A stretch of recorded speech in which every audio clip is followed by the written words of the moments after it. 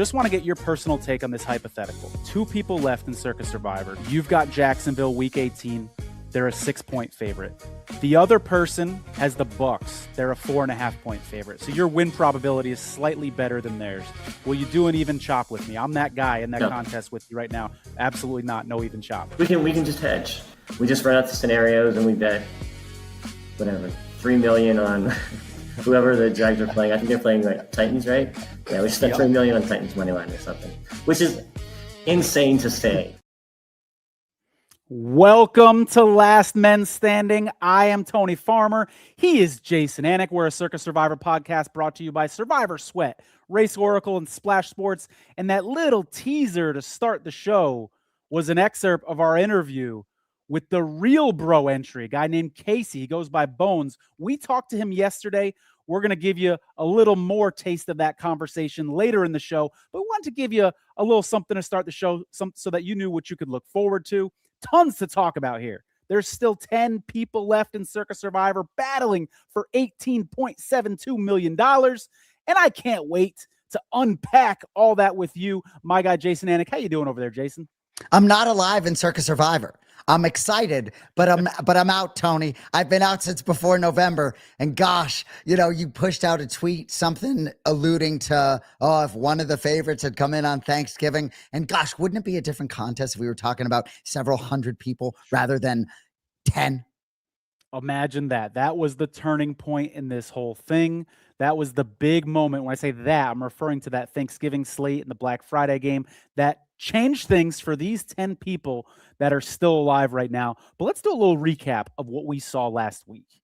So there were 10 people going into last week, all 10 advanced because the 49ers, Eagles, and Jaguars won pretty easily, I might add. Not much of a sweat in all 3 of those games. But Jason, I think the biggest development from a Circa Survivor perspective was the Kansas City Chiefs losing Patrick Mahomes. They're now knocked out of the playoffs. So that means they don't have anything to really play for on Christmas. And there's one guy left, Gary A., who had the Chiefs available in what looked like a great spot, an island spot on Christmas, suddenly doesn't feel so good. And nobody has Denver left. And wouldn't it be nice if someone felt like holding on to the Broncos? And granted, everybody who's alive probably got lucky with the Broncos at some point, by the way, folks. But no, but it is just fascinating. You got to be really sharp and really lucky. But one thing, and we'll get to our guest interview later, but a lot of sharp minds still alive, right? No squares left in the final 10, it doesn't appear. True story. You got a little sore throat going on over there, Jason? Did you lose your voice? What's going on in your personal life? So I don't know. Maybe I alluded to some of this in our, later in the show, but went to Universal Studios, lost my voice on the roller coasters, Tony, but the voice is coming back. This isn't near as bad as when I had to do dirty boxing with no voice. But yeah, my daughters are 9 and 12 and they go on roller coasters. So I got to do it too. And the only way for me to get through it, I think, is to scream through it. And to release whatever's inside of me. So yeah, we lost the voice, did another podcast today, but I'm a talker, Tone. I like to talk. You and I were on the phone for 30 minutes the other day. Got a lot of NFL, man. I got stuff to say all day long. I love it. All right, let's break down for people where things stand with these 10 people left in Circa Survivor.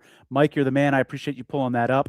So confirmed. And when I say confirmed, these are the 3 entries who have told us what they're doing. Now, I suppose they could be lying theoretically, but I think C3 Picks, who was on our show earlier this week, I think he really is going Buffalo.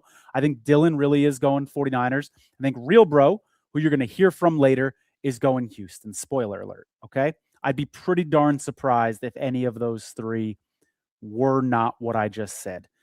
Next tier, we've got a Corsi, Caveman, Parts 1, and Gary A., who, to my knowledge, have not publicly shared who their picks are, but I strongly suspect, of course, he's going Houston because he doesn't have San Francisco and Philly. Caveman probably going Philly because he doesn't have San Francisco and Houston. Parts and Gary probably going Philly because they don't have San Francisco and Houston. Caveat, unless any of these guys wants to get crazy and go with the New Orleans Saints, because everybody has the New Orleans Saints available. Now, these next 3, I think, is where the most intrigue is Jason. Bradley V, who we talked to last week, he could go San Francisco or Philly. Juicy Coochie could go San Francisco or Philly. Kick Your Knees Up could go Houston or Philadelphia. And a little later in the show, we'll talk about, kind of some of the future value implications and why some of these things make more sense than others. But in my opinion, it looks like those are the only three that really have much of a decision to make this week. It is just amazing, Tony, how many folks have Philly still available to them. At all those that took Chicago on Thanksgiving. I guess it should make perfect sense. Just bananas, Tony. The NFL delivers every week. As I told you, I was at Universal Studios, so I'm catching some of it on my phone. But anything jump out at you besides looking at everything through a Survivor lens? Yeah, a couple things from this week did indeed stand out to me. I'm pulling up my notes here. Phillip Rivers, I don't know what you thought, Jason. I guess he looked okay for a 44-year-old. He did lead them on what could have been a game-winning drive if the Colts defense didn't cough up that game at the end there. I think everybody was curious to see what he was going to look like. Measuring stick game for the Packers against the Broncos. Not only do the Packers lose, but they also lose Micah Parsons. That's big. That's really big from a NFC playoff perspective. And I just got to mention that the Eagles got right. I mean, they went into that game against the Raiders. I know it's the Raiders, arguably the worst team in the NFL. But as you and I talked about, the check engine light was on. The red flags were there for the Eagles. If anybody needed a win last week, it was the Philadelphia Eagles. And they got a big one, 31-0 against the Raiders that they needed desperately.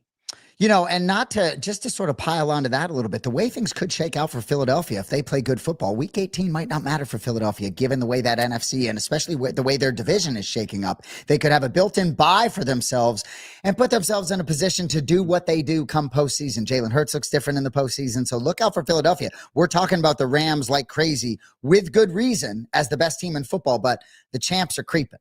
And what you just said has massive Circa Survivor implications because there's people that are deciding, do I want to use Philadelphia this week or not? And if they don't, Philadelphia week 18 is a spot, but not if Jalen Hurts is going to be sitting down on the bench because, like you said, it's a built-in bye. So massive Circa Survivor implications there. We don't really have enough information to know who's going to be, taking week 18 seriously or not. And that's one of the things that one of the variables, if you will, that makes this Circa Survivor strategy so interesting. Before we move on to our Splash Sports ad, Jason, I love this comment right here from our guy Bob. He says, been listing all year, ended up in a save. This is in his non-Circa pool for $7,000 with 3 guys. And how about this comment to follow it up? $7,000 pays off the last of my student loans. You boys helped me pay off the loans. That's what we like to hear, Bob. Congratulations on the save. And congratulations on paying off the student loans. I know that feels good. Congratulations. Okay, BA. And Bob, I'd be interested to hear about one specific week where you maybe got lucky or something interesting happened. So feel free to chime in. Stevie Pan. Yeah, especially if there was a week where we helped, where something that we said maybe swayed you one way or another. Whether it's today on the show or on Twitter, would love to hear the details from you on that for sure. So, Tony, just real quick, one takeaway for me. And maybe some of this will be in our guest interview later. But yeah, I'm at Universal Studios. Patriots. I'm a Patriots fan. They go up 21-0. I'm on like a roller coaster. Ready? I'm like, this is it. This is the pinnacle. Patriots up 21-0. Get off the roller coaster. 24-14. Josh Allen. I don't even know where to begin with that. But Patriots still in the mix at 11-3. But that was sort of a left hook and a big shot from the Buffalo Bills. And to me, in a wide open AFC, the Buffalo Bills, if you're asking me today, that's a team to beat. How quickly things change in the NFL. Because just a couple weeks ago, everybody, myself included, had a lot of concerns about the Bills. I mean, even in the first half of that game, there were serious concerns about every the Bills. First half with them. Oh, gosh. And it changed really quick. Last thing I want to say here is we created a new Discord channel, Jason, and we got over 70 people on it already, including past Circa Survivor champions. Couple people who are still alive in Circa Survivor are chatting in that Discord channel. So we encourage you to join that community. Jason and I are going to be updating you guys on Last Men Standing throughout the offseason. We might even be doing some giveaways, etc., through this Discord channel. So go ahead and check that out. It's in the description of our YouTube video. And while you're looking at that description, go ahead and give us a little thumbs up. That helps us a lot in the algorithm. We appreciate you very much there, guys. Oh, You and hear then the my voice comment crack comes a little through. bit there? Look at Mike in the back. I did catch that. Nice. Okay. Mike in the back just dropped as a comment the Discord channel as well. We'd love you guys to join it. And if you're not on Discord, get with the times, because I'll be honest, I'm 41.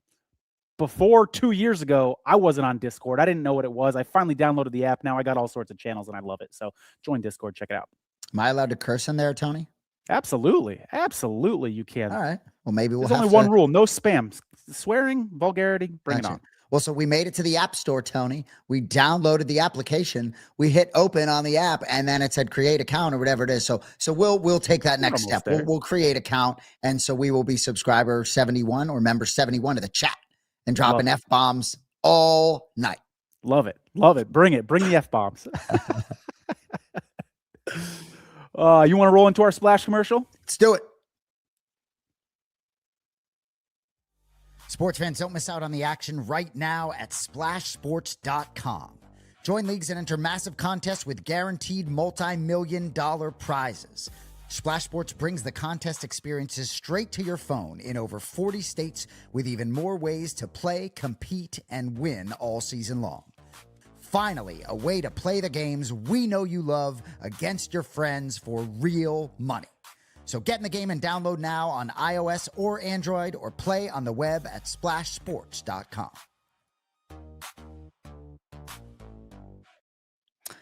Great job on that ad, Mike Jones. And I will say, like, watching that ad feels different for me now after using the Splash Sports app all season and being on it. And those of us that were eliminated from Circa Survivor, like, it all means a lot more. Like, it is super user friendly. A lot of these contests, checking out what's involved in it in terms of the details and what you got to do, a lot of juice. So anyway, Tony, let's update everybody on our Splash contests. Okay. And Mike Jones always one step ahead of me, right? So in the Splash 150,000 extra bloody Survivor, we were eliminated, Tony. That's my bad, yo. That one's on me, dog. You had to pick 4 games. We hit 3 of 4, but we were out on Thursday night on Tampa Bay. You got to pick 4 all the way, and then you get into the postseason. And I didn't believe in Tampa Bay long term, so I felt like sneaking them in. Felt decent with a 2-touchdown lead, but yikes. Section dedicated to feet picks, Dixon. No, and appreciate the question, I guess. But anyway, Tony, that game with Tampa Bay, Atlanta scored 3 straight times to end the game, right? It did look like maybe we were going to get that through. Didn't get that through. But the other contest, the Splash 50,000 Road to the Big Game Survivor, where you make 2 picks in the regular season, 1 in the postseason. We are one of 584 remain of 1,112. That pool got chopped in half. Went with Philly and Jacksonville, pretty chalky, but there's a lot of considerations, Tony, when you're making 2 picks in the regular season, 1 in the postseason, right? I gave up on Philly for the postseason already. So there's a lot of considerations every week, right? And finally, Kelly's 250,000 college football playoff survivor. Give you some more details at the end of the show, but that's college football playoffs, first round and quarterfinals. You pick 2. You see, I have Miami and Alabama penciled in. Shout out our guy, Derbify. I'm riding you, Derbify. I hope you're watching live. Derbify, by the way, I believe 8-2 in the quarter in the million contest. So still alive, perhaps in that quarter. But anyway, Derbify, I think, put out Miami plus 3.5 and Alabama money line or -1. So we're riding with Derbify, Tony, unless you want to change things. So that's where we stand in the Splash contest. We'll get into more of that at the end of the program. Real quick, and I know we're going to talk about this at the end of the program too. Did you survive in the Survivor Sweat contest? I did.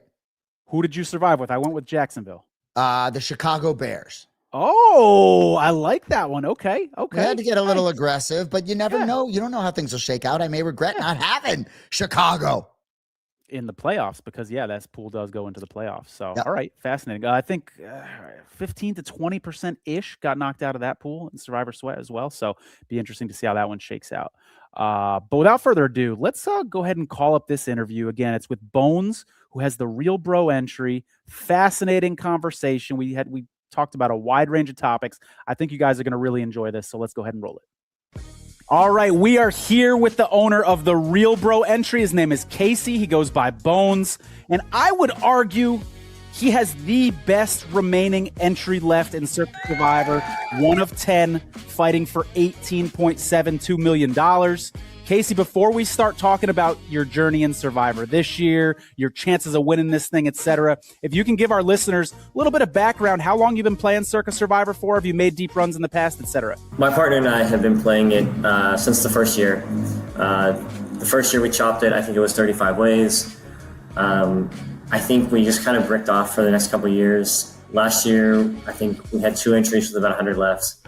Kind of made an unfortunate strategic decision. We had the opportunity to split. I think we had Kansas City and Dallas, and I think we played to Dallas. Was it Washington? No, we had Washington, sorry. It was a Washington-Dallas game that we busted. So we ended up splitting them, or not splitting them. We put them both on the same one, or both on Washington, hoping to save Kansas City for the holiday. It didn't work out for us. We lost the game. So try to kind of carry that into this year a little bit. And this year's gone really well. Or let me correct that. The last 5 weeks have gone really well. Got you. How are you feeling about where you stand right now? As I said, I think you have the best remaining entry. You're one of 5 with Dallas left for Christmas. You're one of 3 that has Houston left available to use this week. And then you're the only one that has Jacksonville left potentially for a nice hedge spot in week 18. How are you feeling? How would you describe your level of, I don't want to put words in your mouth, but optimism or whatever emotions you're feeling right now? And it's exciting. I got to say, I've been gambling for a living for almost 20 years. This is probably the biggest spot that I've ever had by quite a bit. You try to not get ahead of yourself and get too excited. I'm a poker player by trade, so to speak. So, you try not to celebrate before the last card comes out. You don't celebrate till the tournament's over. So I'm trying to, stay calm and, make good decisions. I mentioned on the last podcast, this week and next week, it just kind of play themselves for us. So, just trying to stay focused and, hope for the best. Try to figure out what the best hedge and save spots are for us.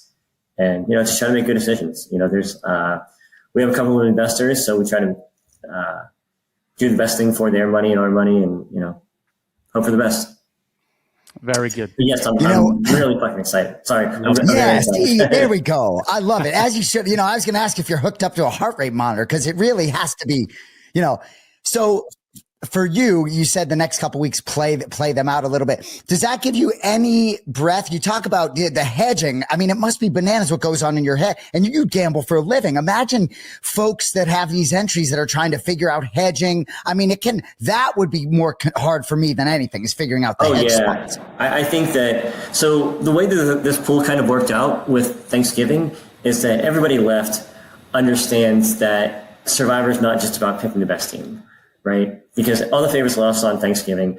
There's more to Survivor than just looking at the spread, picking the highest money line, right? So this year kind of worked out in a way where just about everybody left is at least sharp, if not very sharp. So I would imagine that this year the remaining players are more equipped to not only, do the math and understanding the hedge spots, but also have the accessibility to get down large amounts of money, right? If it's just your average player, it's very tough to get down 200K on a hedge or whatever. Even as a professional gambler, it's very tough. I can't even imagine as just someone who has a job and has to do a whole bunch of stuff for the rest of the week. And then, on Friday, they try to get down 200K or whatever. That's stressful. Yeah, absolutely. And depending on how this shakes out, I mean, 200K could be a small hedge by the end of this thing. I mean, there's a chance we're talking about, maybe 2 people going into the final week of this thing. There's a chance we could have a single winner of this thing, which we haven't had yet in Circa Survivor. So it's getting very, very exciting at this point. Can you give us on Christmas, we're going to be hedging 7 figures, maybe. Wow. I mean, it depends on how it works out, right? It depends on how many people are eliminated, what our equity is in the pool. But, I mean, it could be. Yeah. Just in such a good position. So I have to ask you, are you professional gamblers? I look up to you, gentlemen and ladies. Are you an NFL fan or are you just a numbers guy? No, I love NFL. It's my favorite thing to bet on. I love playing fantasy football. More than any sport, I love betting on NFL. I love gambling on NFL. I love watching NFL. I could watch a Jags-Titans game tomorrow. Oh, I'm right there with you. I wake up for the London games. I love it. So from that standpoint, how much Thanksgiving Day, how many entries did you have? You certainly survived. Tell me a little bit about that week for you. We had a few entries. It was probably the longest my partner and I had ever talked about what to do on the week. Obviously we know that the Eagles are probably not going to be a good play. Worked out better than we could have imagined. On those days, you just kind of hope for the best, and if you're right, awesome. If you're not, then, oh well, you move on. But yeah, our general strategy was just to kind of, Bears were our play.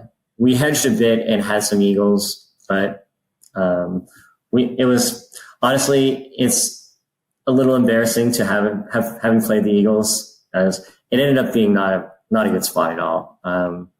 And it was a bit of a capitulation, and both of us kind of regret just not being all in on the Bears, but Tony, and I'll let you get in, but as NFL fans, right, it wouldn't have surprised anybody. And I know it makes me sound like a non-math guy and a ball guy, but it wouldn't have surprised anybody if the Eagles get right and the Bears, who everybody thinks are getting lucky every week, and this crazy turnover margin, like it wouldn't have shocked anyone. And I feel like those that really watch the league, can see both sides of a lot of these games.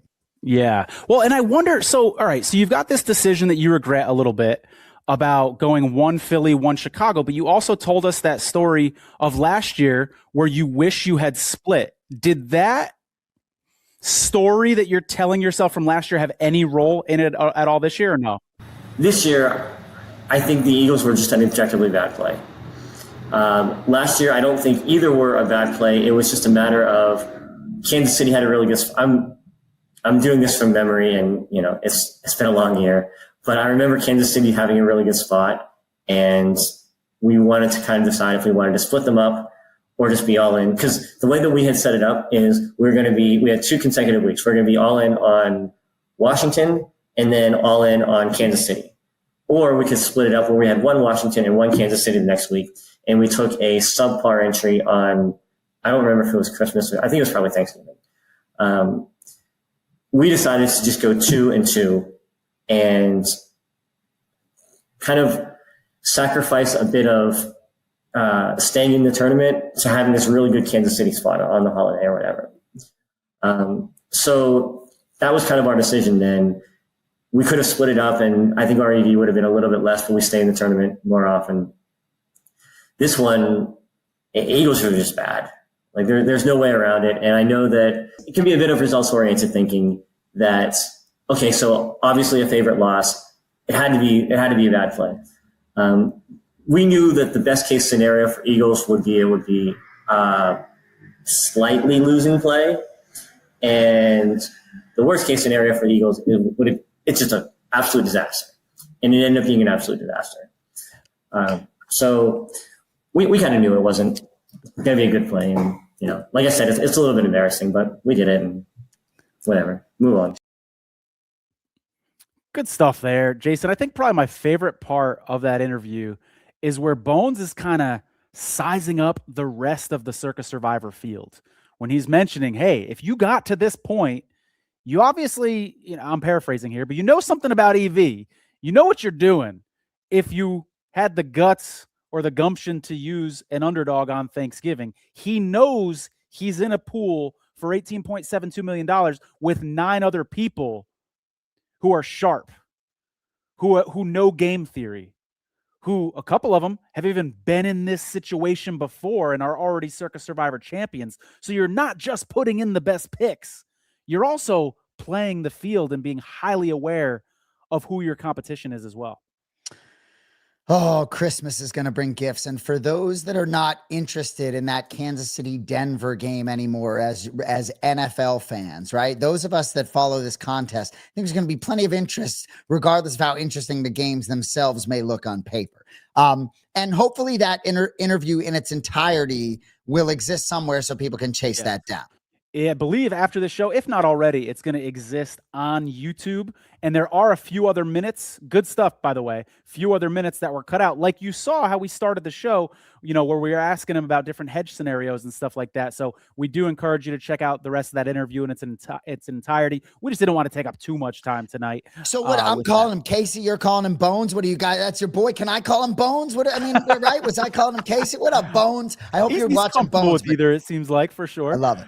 But yeah, we're rooting for him. Seems like a nice guy. It's fun, Jason, to get to know the personalities in this thing, right? Because, I'm not going to say who I'm rooting for and against of these 10 people, because I don't want to root against anybody. But when you get to know people, like people got to know Morgan a couple weeks ago when we had her on the show, it makes it a lot more interesting and fun, because it's not just 10 people left in Circa Survivor. When you know who those 10 people are, 8 of the 10 or 4 of the 10, because you've seen them on our show, it makes it a lot more interesting when you're watching football on Sunday to know who the 3 or 4 people are that are on the Eagles. Or Saturday, I guess.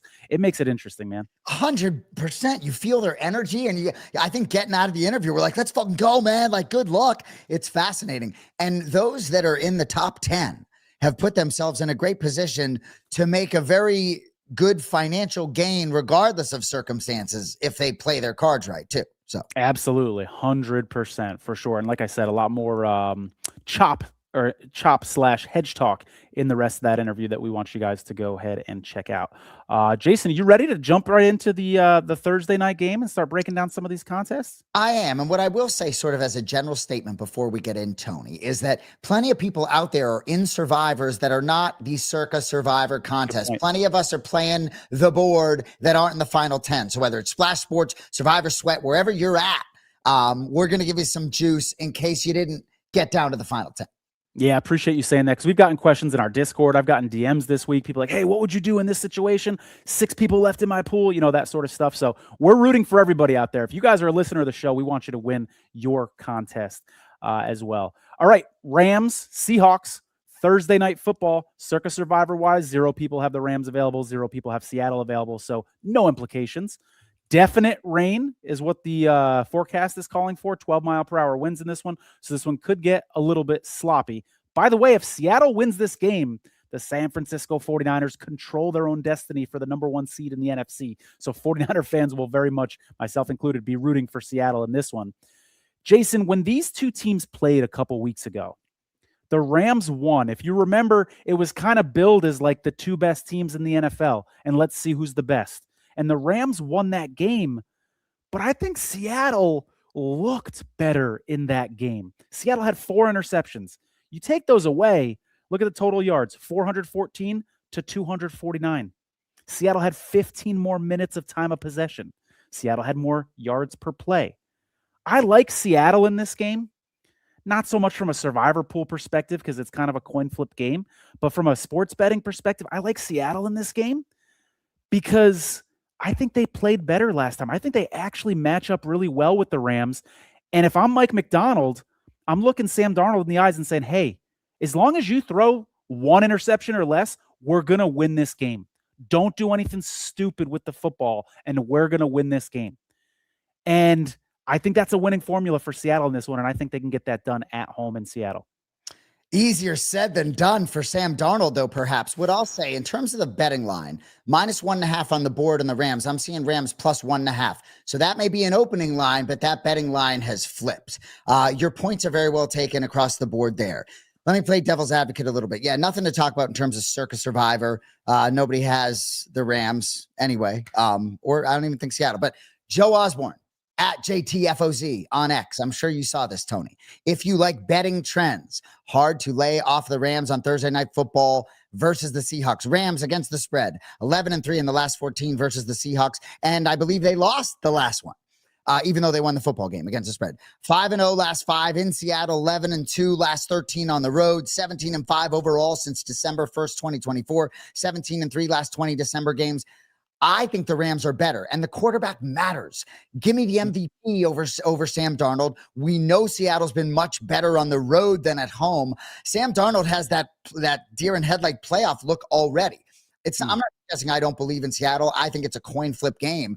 If Devontae Adams doesn't play, that would give me more hesitation in the sports book. So that's a piece there. You may know more about that than me. I would lean toward the other side on the Rams because they are the best team in football for my money still, and Sam Darnold still scares me. It's going to be a fun one to watch. Isn't it nice to have a good Thursday night game like this? As I mentioned, playoff implications for the 49ers as well. I mean, this is going to be a great one. Arguably the two best teams in the NFL playing each other. I'm looking forward to it on Thursday night. Can I ask you an injury question real quick? If I'm Devontae Adams or the management there, I'm like, please shut this guy. It's a hamstring. Like, don't get cute on Thursday night. You hear so many NFL players say Thursday night is too soon. We just can't. It's just too soon. And I think this Rams team has a long way to go, regardless of this particular regular season game, even if it means the bye. So I would be careful with him. Where is he at? Did he creep at practice? Do you know? I actually haven't seen an update. If anybody else out there has seen an update from Devontae Adams and the practice today, let me know. But I kind of ran out of time today prepping for the show, to be honest. We do have a comment coming in. Someone saying that the audio and video are not synced. I'm curious if that's just a problem with one person or if other people are seeing it. So go ahead and drop a couple comments. Let us know audio, video looks good, or if you're also seeing a delay as well. I'm just curious. We're going to keep going no matter what, but I'm curious how we look from your perspective. Dixon says audio and video looks good for me. Try refreshing your stream to that one person that's struggling. All right, Saturday, Eagles at Commanders. 9 people have the Commanders left in Circa Survivor. They ain't using them there. 7 have the Eagles left in Circa Survivor. That's everybody besides a Corsi, Dylan, and Real Bro can use the Eagles here in this spot. There's going to be no Jaden Daniels. We heard that news come out. Not only is he going to miss this game, he's going to miss the rest of the season. This is the first meeting of the season for these two teams, believe it or not. Their second one is last week of the season. Last year, these two teams split their games, but the game that the Commanders won, Jalen Hurts got hurt, and we saw a lot of Kenny Pickett in that game. So Philly was rolling. Well, rolling. Yes. Yeah. Before the Hurts injury. Remember, Eagles, as I said to start the show, they came into last week's game with a lot of red flags. Jason, for you, did that 31-0 win over the Raiders do enough to make those concerns? Like, are you convinced the Eagles are back, or do you still have Philadelphia Eagles concerns going forward? No, I'm convinced that they're back. And you know what I will quickly say, AJ Brown, after they won the championship, said everything's going to have to be different next year. But to go back to back, it's just going to have to be funky, and maybe they're not going to be front runners the way they were. And had Jalen Hurts not gone down in that Washington game, I think they would have won 15 straight, win the whole thing, down the stretch. So yeah, I think the funkiness of this season may benefit Philadelphia. And we talked about week 18 perhaps not mattering. They may want to lose that game in terms of setting up the proper seeding or opponent. So I think from a Survivor standpoint, it's fascinating. I think that I think there's a better chance than not that week 18 matchup doesn't matter for Philly, and Mariota is trying to make some magic happen. So, but no, that Philly proved themselves to me with that 31-0, and I think they'll prove themselves again this weekend.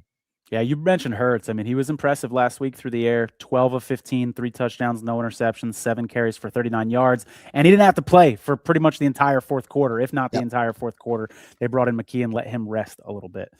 So yeah, from a Circa Survivor perspective, some of these people that can go Eagles or 49ers, it's going to be interesting. I mean, future value-wise, when you've got that game in week 18, as we keep talking about, that you might be able to use the Eagles, but you don't want to get there and realize you don't actually have the Eagles left. So we'll see how people decide to play this one. The other Saturday game, Packers-Bears. One person has Chicago in Circa Survivor. They're not using them here against the Packers. Nobody has the Packers available. Packers won this game 2 weeks ago, 28-1. Shop around if you want to bet this one from a sports betting perspective, because today I saw some pick'ems. I saw Packers -1, Packers -1.5. So keep that in mind. I just wonder psychologically, Jason, where this team's head is at after losing Micah Parsons. You remember what a boost that was right before week 1 to add Micah Parsons, because that pass rush was a weakness for the Packers before he got there. Now we got the best, arguably, pass rusher in football to a team that's got an explosive offense, etc. Not anymore. Micah Parsons is done for the season. I wonder how that locker room is feeling after that injury. I agree. And I'm glad that's the angle you took, because I think the off the field matters as much as on. It's like with Micah Parsons, like, let's go win a trophy. Without Micah Parsons, do you have that same belief? And I don't think Jordan Love necessarily displays the best leadership across the board. I'm not inside that locker room, so I don't, right? But I feel like maybe that leadership is very important with Parsons, and he's not on the field, hard to lead the locker room. So I couldn't agree with you more. And the Packers won that game 2 weeks ago. But in the second half of that game, we talked about on the show, the Bears did whatever they want. The entire with Micah Parsons on the field, they went up and down the field, pick six at the end, but the Bears were right there. Interesting, we didn't talk to Bones about, he was on Green Bay that week, if I'm not mistaken. That had to be a little bit of a sweat. The Bears were good in that second half. So, and also, I think for the Packers, tough loss last week at Denver and losing Parsons. I like the Bears quite a bit in this spot. I know this is a Circa Survivor show and a Survivor show. Hard for me to want to get behind it, but it's hard for me to think the Packers can rally here and win this football game, especially with Ben Johnson running the show. Yeah, I've got a strong lean toward the Bears as well. By the way, Ben Johnson in the running for Coach of the Year. He might need Mike Vrabel to lose a game this week or for the rest of the season in order to get that award, though. Injury-wise, Swift was limited in practice with a groin injury for Chicago. Christian Watson is the name to keep an eye on. When he got injured last week and fell on his shoulder kind of awkwardly, my live reaction was, dude, is this dude gone for the season? Did he just break a clavicle? Like, what? Didn't look good. They're saying he's fighting to play. He was at practice today, and he matters because in that last game, Chicago, Green Bay, he had 4 catches for 89 yards and 2 touchdowns. He led all receivers in that game. He is a difference maker, especially with this matchup against the Bears. Totally agree. And we talk about all the WR2s in Green Bay with respect, right? And when Jaden Reed went out, they were a miss. They need all the sum of all those parts. And that's when they are at their best in terms of everything they do. And Josh Jacobs has been nicked a little bit. So your point's really well taken. I feel like they need to be healthy on the offensive side. Absolutely. Next up, I think this game is going to have Circa Survivor implications, Jason. Jets at Saints, as I said. Circa Survivor implications. Yes, sir. This is my prediction for the show. This is my hot take. I think we're going to have at least one team on the Saints in Circa Survivor, because if you're at the bottom of these 10 teams, we've talked about how some entries are better than others. If you're at the bottom and you're like, you know what? I'm nervous about Christmas because I have to take an underdog. I don't think I'm going to make it to the end. You can make a bold move now to try to scoop this entire thing because you're worried about the future. So you take the Saints now, the Texans go down, 49ers go down. Suddenly, this thing's looking really nice for you. You take what looks like one of the worst entries, and you can be the only entry left. So I predict someone's going to make that bold move. I could be wrong. I wouldn't be surprised if nobody did, but I think someone's going to pull the trigger on the Saints here. We'll see how it plays out. Concerns for the Saints injury-wise, once again, Alvin Kamara not at practice today, and that matters because the Saints also just ruled out Devin Neal, their backup. So the running backs that the Saints are going to be relying on, Jason, household names like Evan Hull and Audric Estime. Evan Hull has 11 carries in his 3 seasons in the NFL. Audric Estime, if I'm even pronouncing that correctly, has 6 carries this season and 82 carries for his career the last couple of years. So that's who the Saints are going to be relying on to move the ball. And listen, I know people say, oh, running backs don't matter. Running backs get hurt. You can just replace them interchangeably. I wouldn't want to have my Circa Survivor life on the line and trusting those guys to be keeping the clock running at the end of the game. Maybe the Saints have a 4-point lead in the fourth quarter, and I'm trusting Evan Hull to get me a first down. That doesn't feel good to me. That's not a very comfortable situation to be in with 18.72 milli on the line. Your injury stuff always gives me pause and it makes me almost hesitate to say some of the things I'm saying, right? But if we're talking about some of those backup running backs, I believe Brady Cook might be the quarterback on the other side, right? So it's not as if there's a lot of comfort on the other side. Good point. On another show I do, I make 3 picks against the spread, my best 3 bets of the week. So my second best selection was the Saints -4.5. You look at what they're trying to do and build, and some of these teams are not tanking, rather they are trying to build. And Saints have won 2 straight division games at Tampa Bay, home last week versus the Panthers. Tyler Shuck looking pretty good, and I think the Jets sort of, if they're not tanking, they should be. They fired Steve Wilkes last week, and we talked about Brady Cook. I think it was 5 interceptions in 2 games. I think Kellen Moore wants to win and start to build a little momentum. I think they cover the spread, and as we lead into our Survivor Sweat commercial, I had plugged the Saints into Survivor Sweat because that particular contest, I believe, goes into the postseason. Certainly the Saints aren't going to be in the postseason. I think I have Houston available, so I don't want to get too far ahead of ourselves, but yeah. I think that makes a lot of sense. You talk scooping. I really don't see if the Jets win this football game, what a mistake for the Jets. And I think the Saints want to win. I like the Saints a ton, Tony.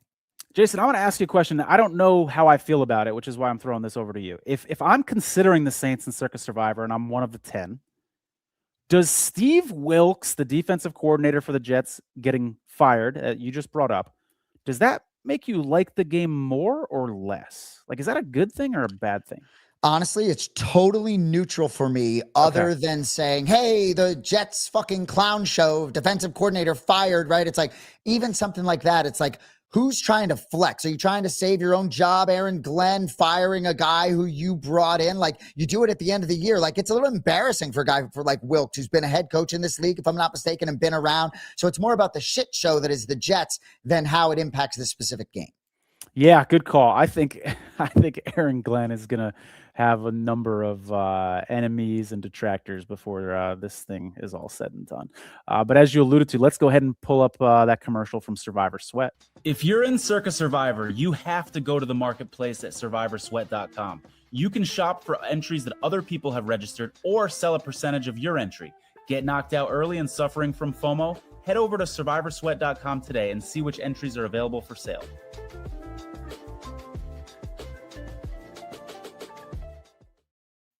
Yeah, I mean, the marketplace is still going right now, even though there's 10 people left. Head on over there.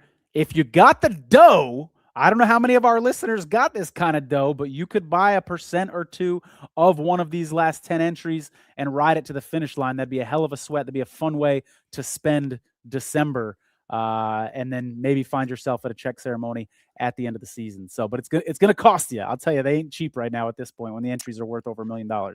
So before we get into the 1 o'clocks, Tony, I'm mad at you for one reason. The NFL season is my favorite thing ever. And believe it or not, this experience has made it go by even faster than normal. They say time flies when you're having fun. And this isn't hyperbole. Like, what? Week 16? What? Like, for those of us that love the NFL, I sit here on a Wednesday night and I'm like, what? It's not Thursday? What are you talking about? It's Wednesday. What do you mean? It's fucking Thursday, So I'm a little bit, it's never gone faster for me. And I think it's just because I'm having such a good time. For sure. And now what we need, there's still a lot of time left and we're going to be rooting for people in these last, 10 entries. But after Circa Survivor's done, we need the off season to go by fast, Jason, because I already can't wait to sign up and begin our journey for next season. And when you have a tough loss in Circa Survivor, that off season can go by a little slow. So we'll see how it works out. All right, Bills at Browns. We had Flupp on our show last week. He's the only person available with his C3 picks entry that has Buffalo. He's already told us, I'm firing away with Buffalo this week. Jason, I was a little like, I wish we could have him back on the show because I would want to ask him, like, did you even consider I'm sure he did, taking Philadelphia this week? I know there'll be a couple people on him. I get that. You give up your island and then saving Buffalo for week 18 as a 2-touchdown favorite against the Jets, assuming the Bills have something to play for. I just think that and I don't want to question this guy because he's played it much better than I have this season, but I just wonder how much thought he gave to that because if Buffalo has something to play for, it's such a dominant spot week 18 to not only be on an island, but be in a massively nice hedge spot. But to each their own. He's taken Buffalo this week on an island, which I know is going to feel great for him this week. Jason, I want to read to you a little synopsis of the Browns' home games this year, because despite their terrible record, they've actually played pretty well at home this year. So week 1, remember that game against the Bengals that everybody was talking about, ourselves included, coming into the season? They played the Bengals tough. They only lost by 1 in that game. Then they beat the Packers at home. They beat the Dolphins 31-6. They lose to the Ravens 23-16, 1-score game. They do lose bad to the 49ers 26-8, but I'll tell you what, that game was a lot closer than the Yes, it final was. score indicated. And then they lose to the Titans by 2. All that to say, of the 6 true home games that the Browns have had this season, and I say true home games because they had an international game where they were technically a home team. Of the 6 true home games, there's only been 1 game where they've lost by more than 1 score. So the Browns are in most of their games at home, which doesn't feel great in Circa Survivor when you want a blowout. You don't want to have to sweat on Sunday. So I just wonder if this Bills-Browns game might be a little closer than people are expecting because the Browns do play a little better at home. You know, I think that the Bills and the Eagles are in uniquely similar positions. I think that perhaps the Bills could be in a similar situation week 18 with nothing to play for, being locked into a particular wild card spot. So while both teams, I think, have favorable matchups week 18, might not necessarily matter, right? Buffalo week 18 is home to the Jets, right? So these week 18 matchups might not matter. And in terms of this week, right? There's a reason why the Bills are -10 and Philadelphia is -6.5, right? That matters to me. It would shock me a lot less if I wake up Sunday morning and Shedeur Sanders versus Josh Allen. Shedeur Sanders has emerged victorious. Maybe he rises. And I know it's not about one position. Myles Garrett have something to say about it, maybe setting the sack record. But I think there's a reason why they're the biggest favorite, why they're a 10-point favorite, biggest favorite next to Houston. I think that makes sense. I just think the Bills still have way too much to play for here. And I think the Browns are shaky. Whereas I think I almost said Redskins. Well, I said it. Commanders. I think the Commanders they've had moments where they could be live and want to upset the apple cart. And Mariota certainly still has things to prove. I love Philadelphia in this spot. Don't get me wrong.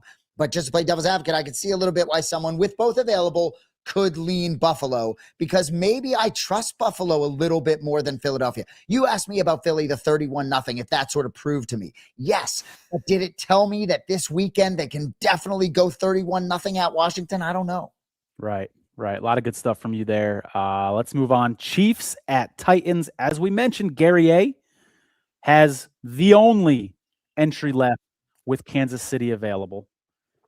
That entry became a lot less valuable. Survivor Atlas, they do their valuations of the entries. They took about $1 million away from the Gary A entry. Don't feel too bad for him because remember, he owns 2 separate entries as well. So, but one of his loses the Chiefs, and that's a tough blow. Gardner Minshew, this is a contract year for him, Jason. I think that matters late in the season when you've got a quarterback who's playing for something. I also worry from the Chiefs' perspective, like this is the Titans' Super Bowl, isn't it? This season. They've had a rough season. I know it's not week 18 yet, but you can go into the offseason with some pretty good vibes if you take down the Kansas City Chiefs. I get that it's without Patrick Mahomes, but it's still Andy Reid. It's still Steve Spagnuolo. That's a nice way to have some good vibes going into the offseason if this team isn't tanking. I don't know if they are or not. From the Chiefs' perspective, I wonder about them psychologically. I said the same thing about the Packers, but you lose your leader like that, a team that is not used to losing, a team that is not used to missing the playoffs. I could write a friggin' doctoral dissertation about the entitlement on the Kansas City Chiefs and how there's a bunch of entitled brats in that locker room. All of a sudden, you combine that with losing, and I wonder what the vibes are like in that locker room and how hard the Chiefs are going to be playing in this game against the Titans team that, like I said, this is their Super Bowl for the season. And if one team is tanking, I would argue, Tony, it's not the Titans, it would be the Chiefs. The Titans already have their quarterback. No reason to tank. In top 5 in the NFL draft, a little bit of a crapshoot. Titans want to win the football game. And if I'm the Chiefs, ownership, management, coaching, I'm sitting in a room and saying, hey, listen, can we play the lowest gentleman on the totem pole and lose these football games and improve our draft stock on a roster that needs a lot of different components? So to me, if I'm the Chiefs, I'm sort of sneaky trying to lose this football game by not playing dudes. Kelsey, are you trying to get injured before your wedding off season and be in rehabilitation like Mahomes, or ride off into the sunset with Taylor Swift? So I could go on and on about this game. I just think the Chiefs should really be not putting much out there, not risking any valuable players on their roster at this point, given all the circumstances. And they have every right to do so, in my opinion. Yeah, a lot of good points from you there. Last thing I'll say on this game, could you have a bigger coaching mismatch? You've got an interim coach on one sideline versus Andy Reid and Steve Spagnuolo on the other sideline. So got to throw that out there as well. Chargers at Cowboys. 0 people have the Chargers available in Circa Survivor. 5 have Dallas available, but they're not using them here in this spot. I do want to give a shout out to those 5 who have Dallas available, because this is going to matter a lot when Christmas rolls around if these guys are still alive. Caveman 6470, Juicy Coochie, Kick Your Knees Up, Accorsi, and Real Bro. They're kind of the leaders in the clubhouse when you're ranking these entries, because Dallas is the only favorite available left. And Tony, let me interject. Those 5, how you probably don't feel as good now, though, after last week, do you? When the Cowboys playing for something at home against a team not playing for something, can't get it done, and now playoff hopes are super slim. Sorry. Yeah, very good point. And I'll just throw this out there too, Jason, because I think this is fascinating. Not only did the Cowboys not look good, who did they not look good against? The Vikings, who people do have available for Christmas. But I was reminded of something on Saturday night. I was talking to a couple guys who were still alive in this thing, and I was like, hey, there's some people that could go Washington or Minnesota on Christmas. And they're like, that would be a terrible idea to go Minnesota on Christmas. I'm like, why? They're going to be about 3.5-point underdogs. And they reminded me, from a game theory perspective, if you have the choice of Washington or Minnesota, you've got to go Washington, because if Washington wins, you are guaranteed to knock people out of the field on the other side on Dallas. And so I was like, oh yeah, we might not actually see anybody on Minnesota on Christmas.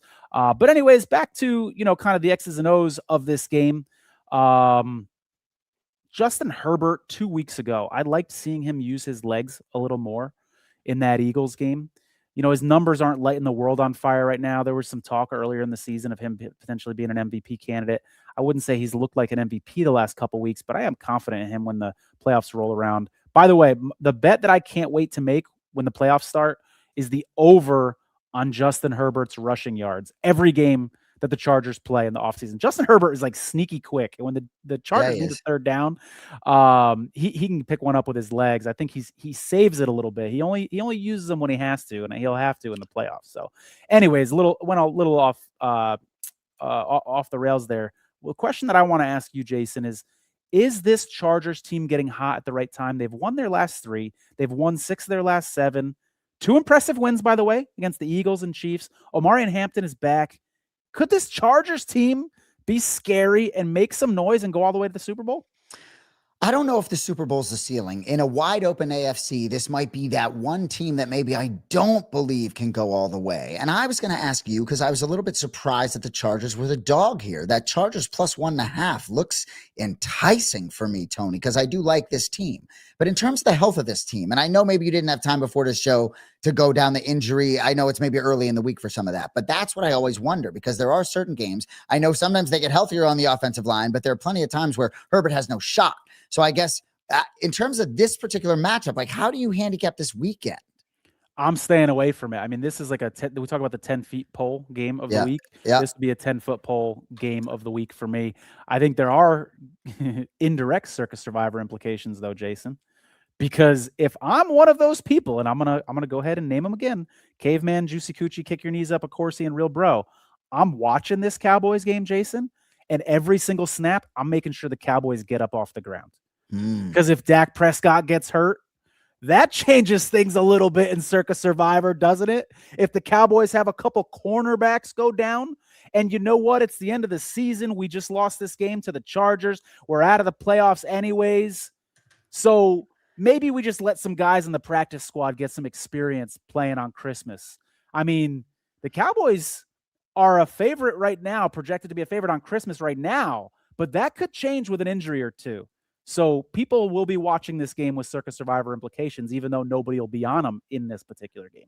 And with a defense that vulnerable, like they are not some juggernaut, right? I think it's a week-to-week thing in terms of how valuable having Dallas on Christmas is. And we sit here, basically a week and a day out. Oh, can't wait, man. It's going to happen so fast. Just like how that Thanksgiving stretch of like Thursday, Sunday, and then another game the following, like it's all going to happen really quick. This contest is going to look totally different a week from now, 10 days from now. I can't wait. Vikings at Giants. All 10 people have the Vikings and Giants both available. They ain't using them in this spot in Circa Survivor. But an interesting game, Jason, from a splash pool perspective, from a Survivor sweat pool perspective, because these teams aren't going to be in the playoffs.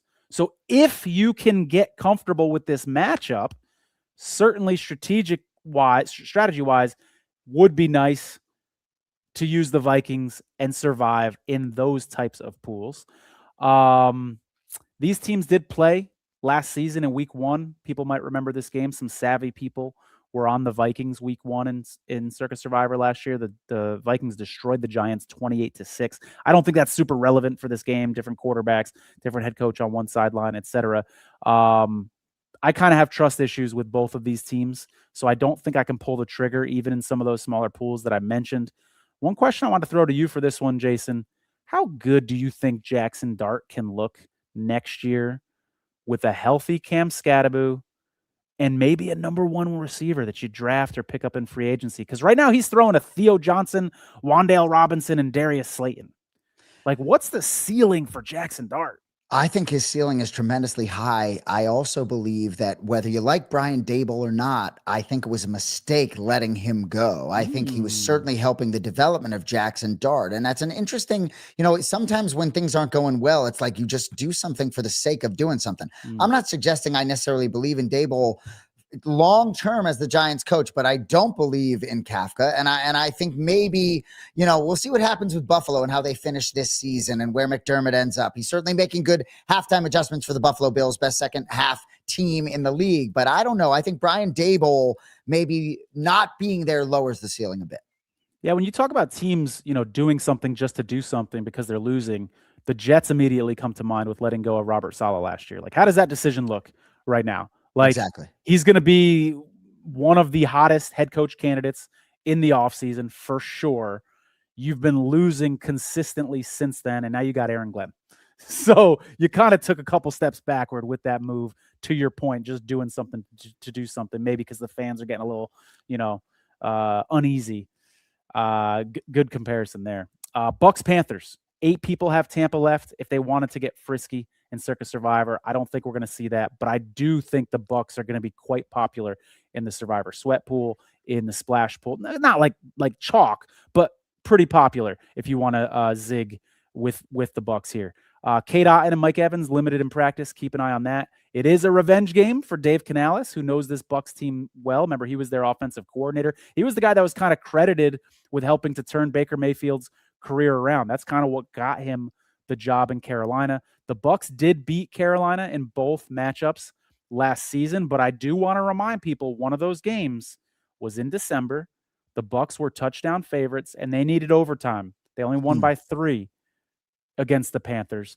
And Baker Mayfield didn't look comfortable in that game. He had 1 touchdown and 2 interceptions against his old coach. Now, he did bounce back later in the season and lit him up with a 5-touchdown game.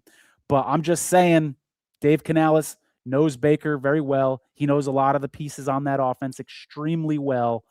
And that always gives me pause, taking a favorite when the underdog has that kind of institutional knowledge, if you will. Would you trust Tampa Bay in this spot, Jason? I wouldn't trust them. I probably lean that way. A little extra time after that really disappointing Thursday night game. Mike Evans looked really pissed, and a team that's sort of overall banged up. Baker hasn't looked right. I think that extra time may benefit them. Carolina losing to New Orleans last week. I do think the Saints are playing competitive football, so that's tough. Yeah, so I don't know what to think, but no, I wouldn't trust Tampa Bay, even though I maybe lean that side. Good stuff. Moving on here. Bengals at Dolphins.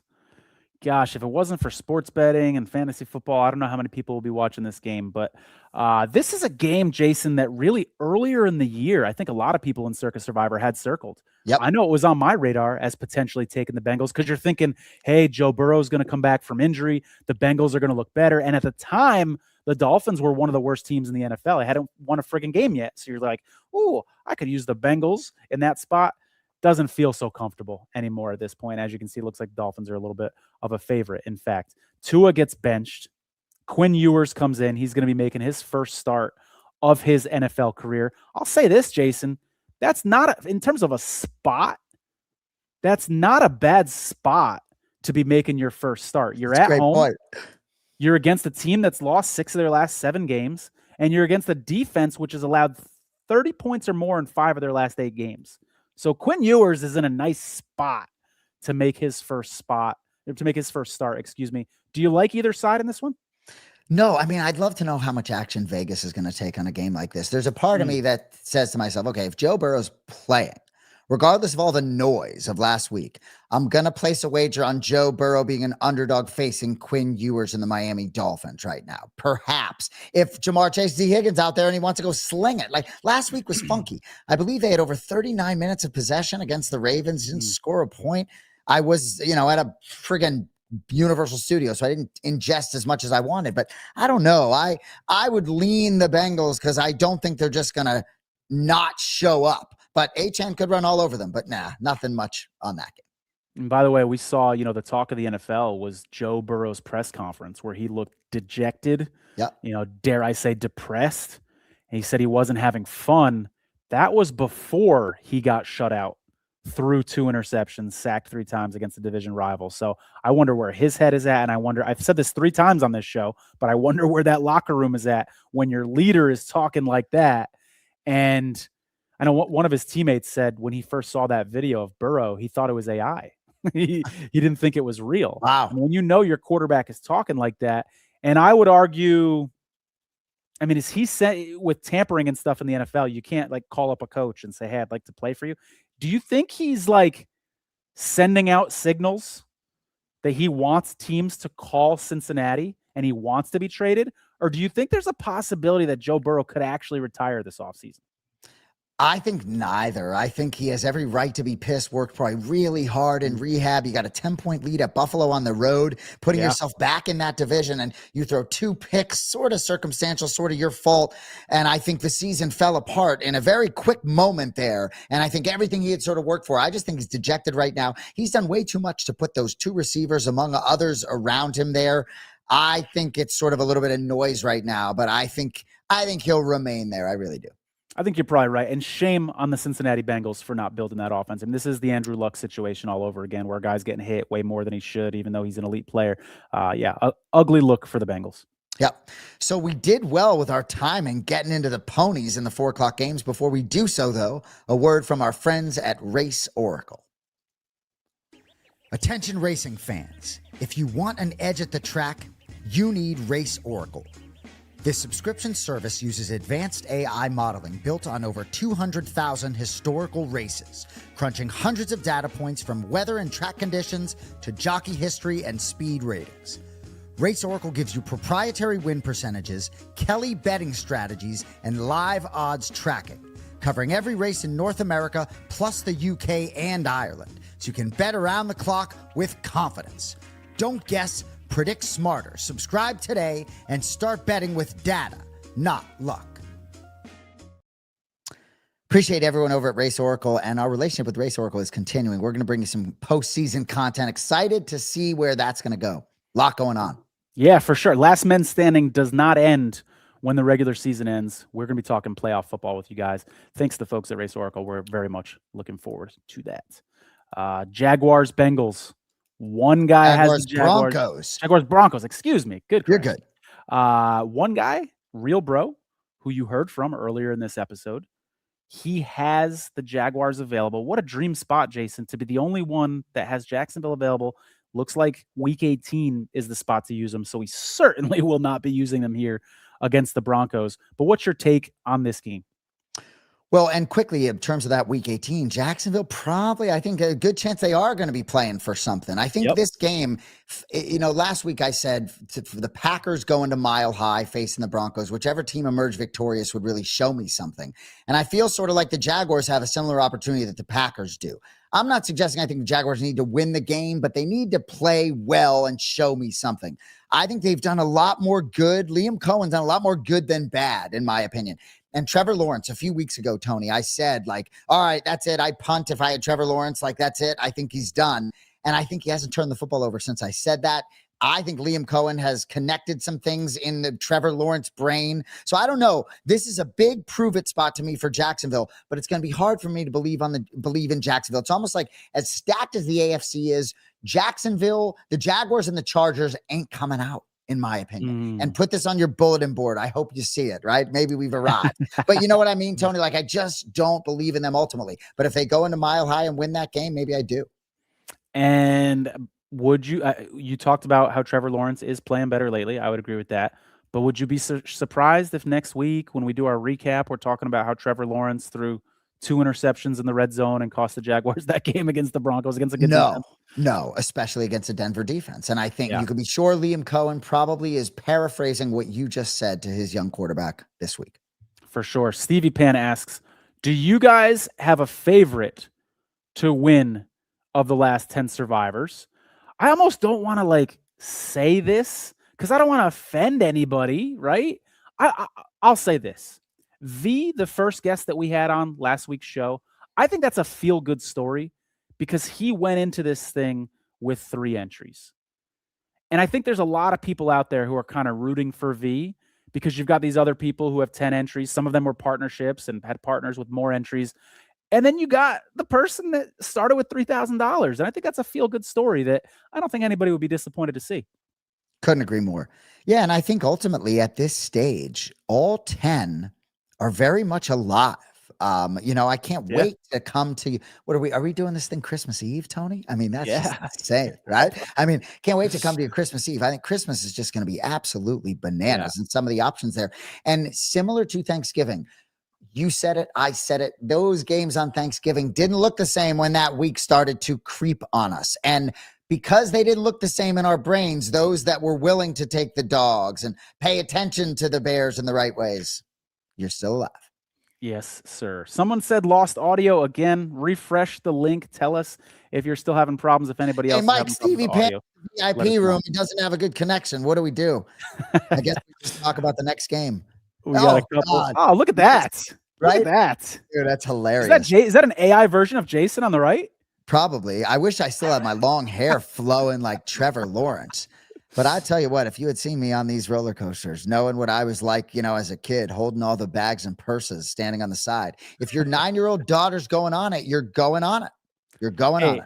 I think a roller coaster is a great analogy for Circa Survivor because there's really is downs. There's times you want to laugh. There's times you want to cry. There's times you want to scream. So, there were moments on it where it was so fucked up. And isn't Circa Survivor just like that? Like, I shouldn't be upside down right now. What's going on? Right. All right. Falcons, Cardinals. Jason, I don't have a whole lot to say about this game. 10 people have the Falcons left in Circa Survivor. 6 have the Cardinals left in Circa Survivor. It doesn't matter.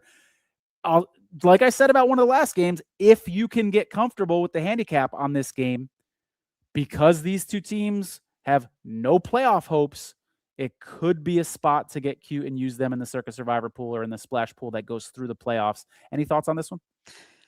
I think maybe lean Atlanta, that a little extra time on the Thursday night. That sounds cliche if I use it twice, but I do sort of think Atlanta maybe still has some things to play for. I think they got some nice pieces. Best back in the league, really, for my money, still in Bijan Robinson. So I maybe lean Atlanta, but that's all I got.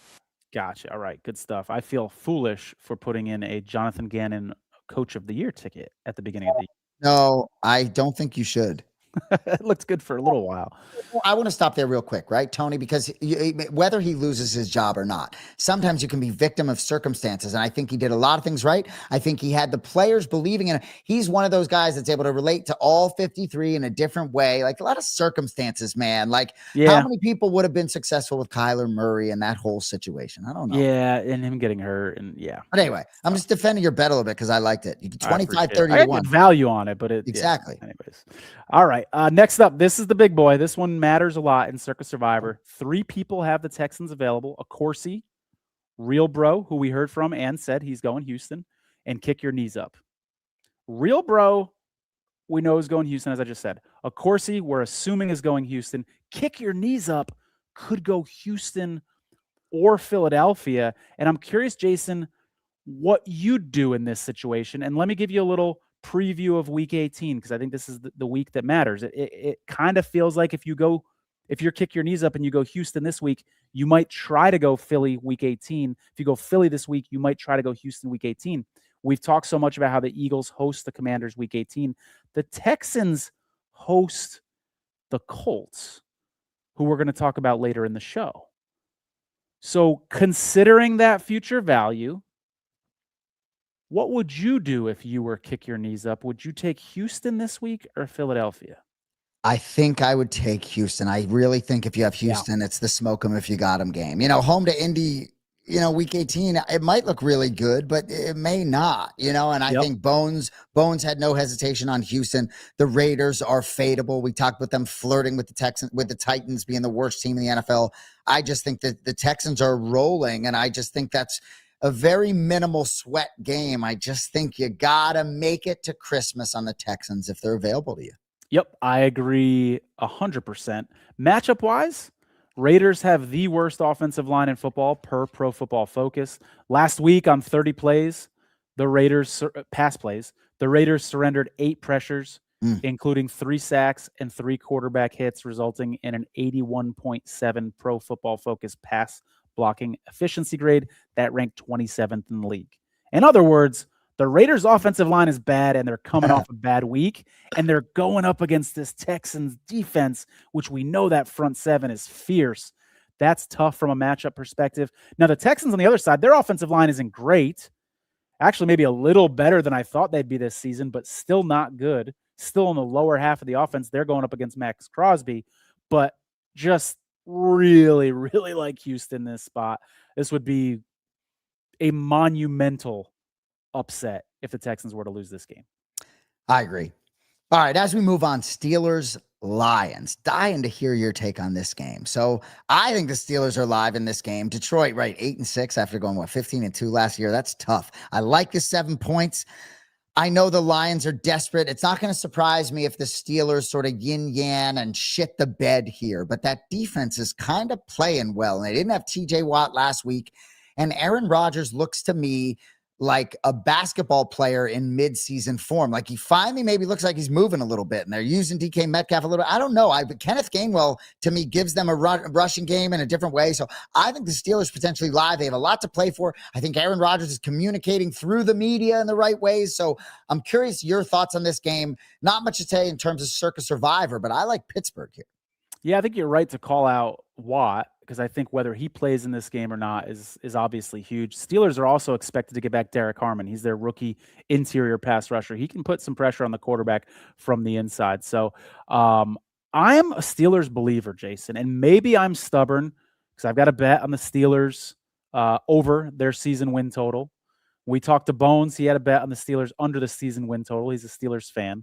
I think that was on the second half of the interview that you guys can listen to.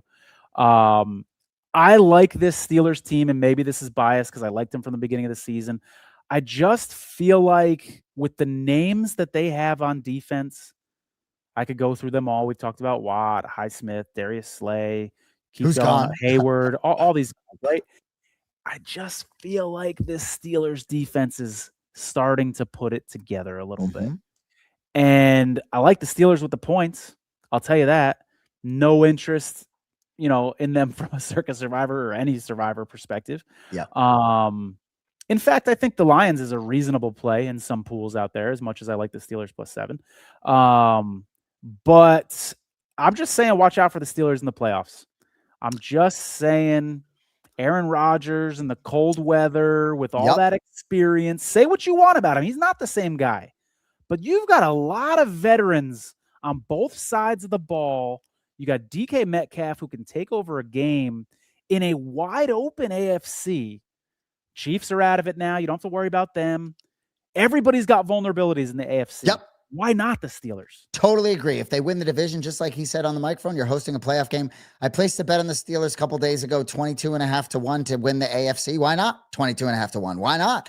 Obviously the Ravens could certainly win that division with a healthy Lamar Jackson, maybe run the table. But I think the Steelers are live. That defense looked different.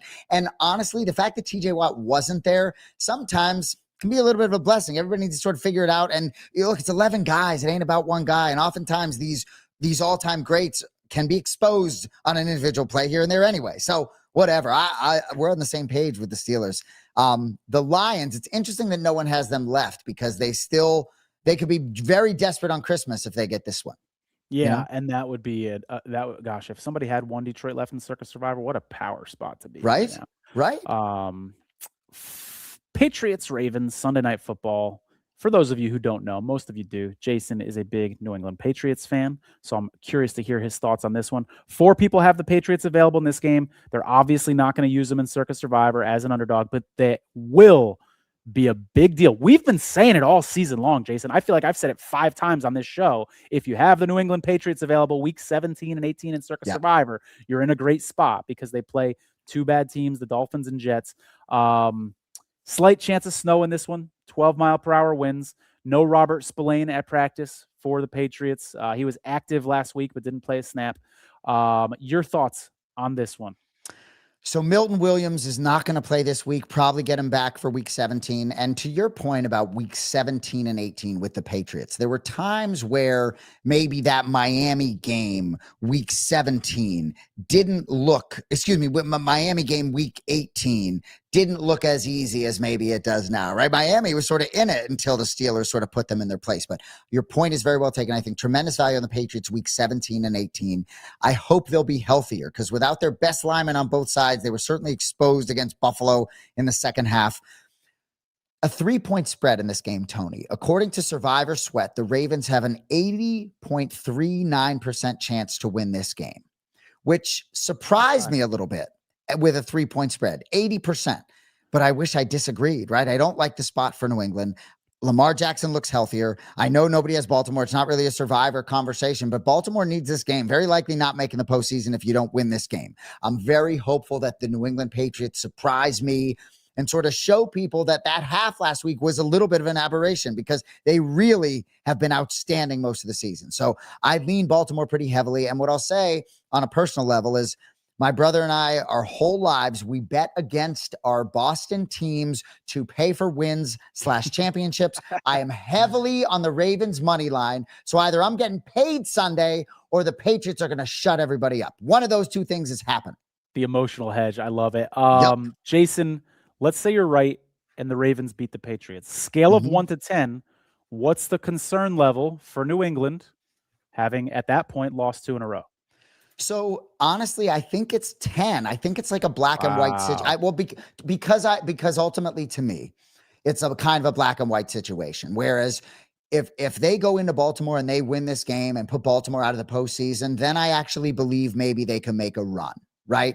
If they go to Baltimore and lose after having a very easy schedule, winning 10 straight, they go to Baltimore and lose. You've lost to Buffalo and Baltimore. Even if you take care of Miami and the Jets, I would put them in that Chargers-Jaguars conversation if they can't go get it at Baltimore. So that's why to me, it's sort of, there's no scale. It's either you beat Baltimore, you're a contender. You don't, it's wait till next year.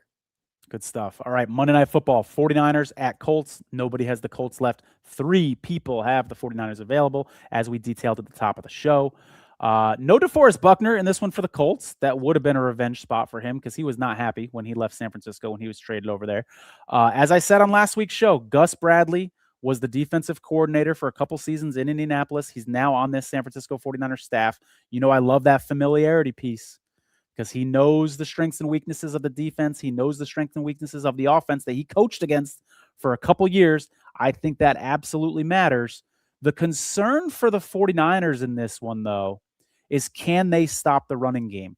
I watched that Colts game very closely last week, and it looked like the Colts were totally fine running right 2 yards here, 3 yards there, right into the middle of the line of scrimmage. The defense knew it was coming. Jonathan Taylor was getting the ball every time, and they were happy being stubborn, maybe because they couldn't trust Phillip Rivers, maybe because Phillip Rivers didn't know the playbook very well. But if they take that approach against this 49ers team, I don't think it's going to be 2 yards here and 3 yards there. I think it's going to be 2 yards here and 7 yards there and 8 yards there because this 49ers team struggles against the run. They're banged up at the linebacker position. Okay, big time. I mean, you know about Fred Warner. They're not just down Fred Warner. They're down to practice squad guys playing at the linebacker position. Last week against the Titans averaged 6.8 yards per carry against the 49ers. What's Jonathan Taylor going to do? Tony Pollard had 104 yards last week. Spears had 11.3 yards per carry on 3 carries. So they ate the 49ers up in the running game. If the 49ers can stop the run, which I have some doubts about, they win this game. I feel very strongly about that. I circled this game before the season started as a potential Circa Survivor spot, believe it or not, for the Niners. And I didn't know the Colts were going to be good, or at least start the season this good, but I just loved that Gus Bradley familiarity, and I knew there weren't going to be a lot of people on the 49ers this week. And so this is a game I've had my eye on all season long. Love the matchup for the 49ers, but I also didn't know the 49ers were going to be this injured at the linebacker position either. Despite that, I do still like the Niners in the game. Love the Niners money line. Like them to cover, lean toward them to cover. But if Jonathan Taylor rips off a 40-yard run in the first quarter, you're going to see me change my tune pretty quickly. Well, and as you see their schedule on the board, I don't see any future value versus Chicago and versus Seattle to close out the season. I think it's interesting you talk about this spot, and there were certain times during this football season where this didn't look like a good spot to use San Francisco when the Colts were the best team in football with the biggest point differential. But I think Robert Saleh causes some problems here for this older, chubbier version of Phillip Rivers. I just think it's sort of one of these scenarios, like he's emotional on the podium, right? And he did it. He came back, and we could talk about all the different ramifications there, but they lost the football game.